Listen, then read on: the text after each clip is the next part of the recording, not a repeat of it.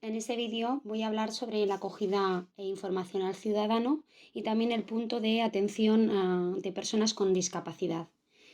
El artículo 1 del Real Decreto 208 de 1996 del 9 de febrero regula los servicios de información y atención al ciudadano, definiendo lo que se entiende por información administrativa como el cauce adecuado a través del cual los ciudadanos pueden acceder al conocimiento de sus derechos y sus obligaciones y a la utilización de los bienes y servicios públicos. Aquí es lo que tenemos que tener, pues, ¿qué se entiende como información administrativa? Información que recoge y que recibe el ciudadano, pues ese es el cauce adecuado a través del cual pues, los ciudadanos pueden acceder al conocimiento de esos derechos que tienen, como indica el artículo 13 de la Ley 39 y también el artículo 53, de esos derechos que tienen tanto en sus actuaciones como derechos en sus procedimientos en sí, cuando son interesados. Y las obligaciones propiamente, que también tienen derechos y obligaciones a la utilización de los bienes y servicios públicos. La información encomendada a las unidades y oficinas a las que se refiere el capítulo 2 del Real Decreto, ¿cómo puede ser? Esto es pregunta de examen. Podrá ser la información general o particular. ¿Qué se conoce como información general? También para recordar, pues es aquella información administrativa relativa a la identificación, fines, competencia, estructura, funcionamiento y localización de organismos y unidades administrativas. Es aquella que es la referida a los requisitos jurídicos o técnicos para determinados proyectos, actuaciones o solicitudes que los ciudadanos se propongan realizar. La referente a la tramitación de procedimientos es tramitación. Aquí no dice nada de que ellos sean interesados, porque eso ya es información particular. Aquí dice tramitación de procedimientos. ¿Cómo se realizan esos procedimientos? Es una información general a los servicios públicos y prestaciones, así como a cualquier otros datos que aquellos tengan necesidad de conocer en sus relaciones con las administraciones públicas en su conjunto o con algunos de sus ámbitos de actuación. ¿Qué pasa con la información general? Pregunta de examen también, pues que se facilitará obligatoriamente a los ciudadanos, sin exigir la acreditación de legitimación alguna. Nada más que hace falta que el ciudadano lo requiera, lo solicite. Y cuando resulte que haya conveniente que haya una mayor difusión o una información de carácter general, deberá también ofrecerse a los grupos sociales o instituciones que estén interesados en su conocimiento. Y se utilizarán pues, en aquellos medios de mayor difusión, pues ya pueden ser a través de redes sociales, de la publicación en determinadas, pues ya pueda ser radio o a nivel publicitario en periódicos, que llegue pues, a esos grupos y al público en general, para que pueda difundirse potenciando aquella información. Pues ya sea, pues como digo, se trata de publicaciones, sistemas telefónicos o cualquier otra forma con avances tecnológicos, pues las redes sociales que tanto se utilizan ahora, Facebook, por Instagram, etcétera. Aquí vamos con la información particular. La información particular que se define en el artículo 3 del Real Decreto que estamos citando es la concerniente al estado o al contenido de los procedimientos en la tramitación y a la identificación de las autoridades y el personal al servicio de la Administración General del Estado y entidades de derecho público vinculadas o dependientes de la misma, bajo la responsabilidad que se tramiten los procedimientos. Entonces aquí la información particular nos habla de que es del estado de estos o contenido de los procedimientos de aquellos procedimientos en la tramitación. Para ello, lógicamente, pues uno tiene que ser interesado en ello para poder acceder y a la identificación de las autoridades y personal al servicio. Las funciones de atención al ciudadano, ¿cuáles son? Pues son aquellas de atención personalizada al ciudadano, de recepción y acogida a los ciudadanos, de orientación e información, aquella de facilitar a los ciudadanos el ejercicio de sus derechos, también la información aportada por las unidades de la Administración General del Estado, de gestión en los procedimientos administrativos, de recepción de las iniciativas o sugerencias formuladas por los ciudadanos. Entonces, todo eso son funciones que es una atención personalizada al ciudadano. ¿Qué más nos dicen? Pues las unidades de información administrativa, las unidades departamentales de la información administrativa, en cada ministerio el titular de la subdirección general que tenga encomendada la competencia sobre la información administrativa ostentará la jefatura de la unidad departamental.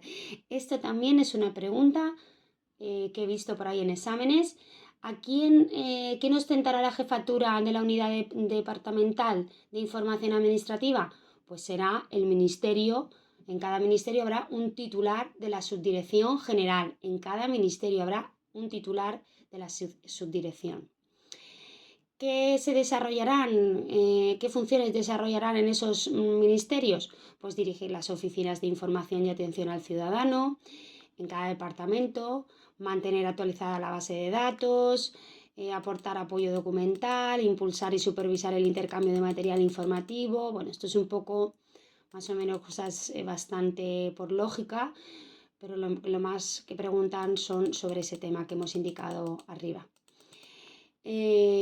Pasamos a el punto de Centro de Información Administrativa. El Centro de Información Administrativa del Ministerio para las Administraciones Públicas se haya adscrito a la Secretaría de Estado para la Administración Pública a través de la Inspección General de Servicios de la Administración Pública. ¿Vale? Eso también es una pregunta que puede caer y tenemos que tener en cuenta. En las oficinas de información y atención al ciudadano, dentro de esas oficinas de atención al ciudadano se incluyen las oficinas de registro y las oficinas de información.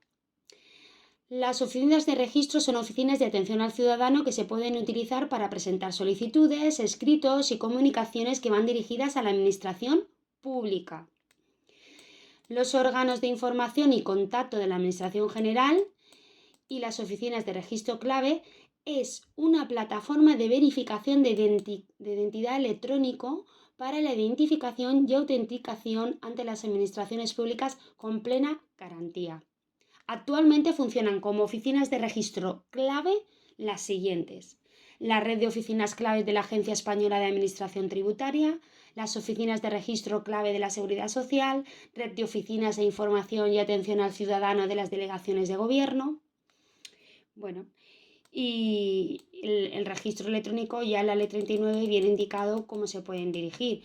Pues a los registros electrónicos de cualquiera de los sujetos a los que se refiere el artículo 2.1 de la Ley 39, en las oficinas de correos en la forma que reglamentariamente se establezca, en las representaciones diplomáticas u oficinas consulares de España en el extranjero, en las oficinas de asistencia en materia de registros y en cualquier otro que establezcan las disposiciones vigentes.